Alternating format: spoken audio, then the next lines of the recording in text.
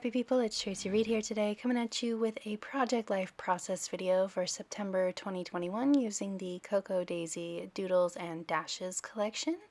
And I pulled out a lot of singular stories for the month of September. So my Project Life is always sort of the leftovers, the small stories that don't quite deserve their own page, or the daily, everyday sort of photos, like the one right there of my husband sending me a selfie from work, that kind of thing. So, because they are sort of the random, not showstopper photos, I often make them not better, but more interesting with the supplies that I choose and the way that I scrapbook my project life. And so because I do that, there are tons and tons of layers and lots of interesting things to look at that just sort of jazz the whole thing up. So that is sort of the vibe that I'm going for here, the things that I'm trying to do. So I am working with the Doodles and Dashes collection, which is one of my favorite collections from this year. But surprisingly enough, even though it's one of my favorite collections, I really haven't used it that much. So I had a lot of product left over from that collection to work with here. And sort of before I start recording and before I start scrapbooking in general, I sort of pull out from the collection that I want to use all of the things that I think I might possibly incorporate into my page. So that includes cutting down papers into 4x6 and 3x4 cards. That includes pre-selecting my journaling cards, pre-selecting any word strips or labels that I might want to use, any frames, any die cuts, and that makes my process a lot faster. Project Life is still one of my longest, or the projects that take me the longest. So this whole page took me about an hour to make, which is pretty standard for Project Life pages because really it's like creating 1, 2, 3, 4, 8, 16 different little layouts, right? So it takes me a bit longer than scrapbooking my regular layouts, and so anything to make it faster, anything to make it easier is sort of what I go for here. So this story in particular is of, we lost Reese right at the end of August, so in September I got a lot of gifts and cards and things like that, not celebrating, but marking his loss. Plus we have his ashes in that box right there. So I wanted to sort of round all of that up and have one card that referenced all of that pain and misery rather than spread it out through the page, right? So that is what that story is. And then just some more everyday life sort of things. Finn painting, Finn's bedhead. I took Joe to go see Shang-Chi in the movie theater, just he and I as like a mom date. We went and saw it in 3D. My kids don't generally play well together, which I know is kind of weird to say, but they are polar opposites, which you can tell in that top right corner that they are just absolute opposites. So I had a photo of them like playing a video game together, which was so weird. I almost made it its own layout, but I didn't want to be that weird mom who's like, oh my God, my kids are playing together. So that's what that photo is.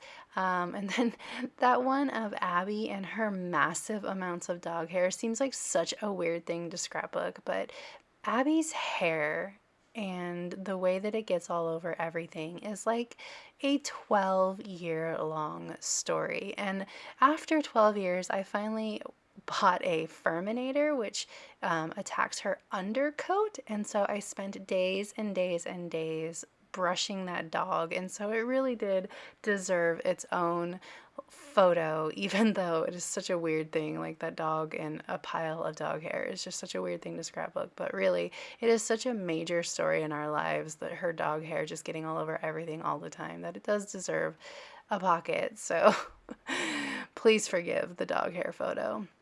And then the last two, or the last one on the bottom, is screenshots of a Snapchat story of Joe talking about his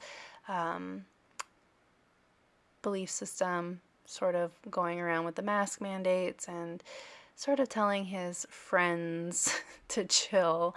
And I was just so proud of him for standing up for what he believed in and bucking the trend, I suppose, or, just putting himself out there, that I thought that that deserved its own story as well.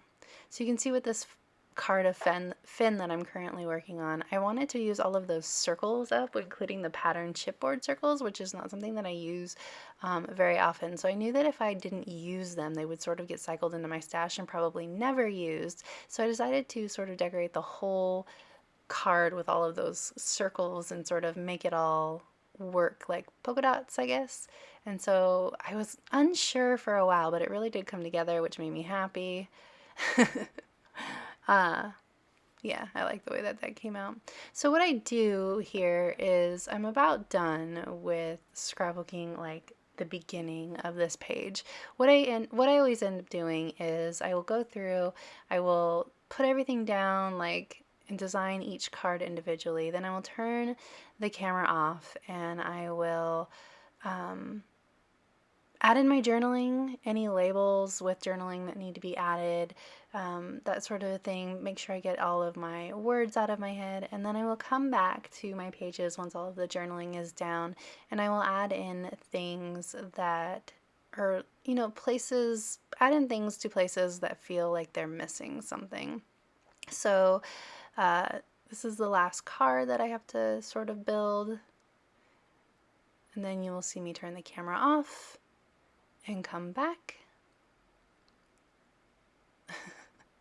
after I put washi down here. So I wanted to use washi throughout this layout because I don't generally use washi, and so I'm trying to incorporate it more into my scrapbooking since I get so much of it from Cocoa Daisy every month. So I didn't like the way that it looked at the top of the card like that, so I ended up just folding it underneath the photo. Okay, so now you see I've got all of my journaling done. I wanted to add in these numbers from the rub-ons and that list. And then I'm just adding in flowers, and I'm adding in, I forgot to put journaling on there. So we're just moving quickly through this, adding in washi tape where I could add it in, and some more die cuts, and just working my way through, finalizing everything, making sure it all looks cohesive. Everything is its own little layout, of course, but they have to look good together too. And one of the ways in which I tackle that is making sure that there's an even color distribution in the cards that I choose before I start. And then I bring it all together at the end as well with embellishments. But that is about it for this video. Just going to add in a couple more things here and there and call it good. If you enjoyed it, I'd love it if you give it a thumbs up. If you're new here, go ahead and subscribe. I would love to have you. If you don't already, you can follow me over on Instagram. I'm at Tracy M. Reed. I'd love to see you over there as well. If you'd like to subscribe to Cocoa Daisy, there's a link in the description box below. All right, thank you.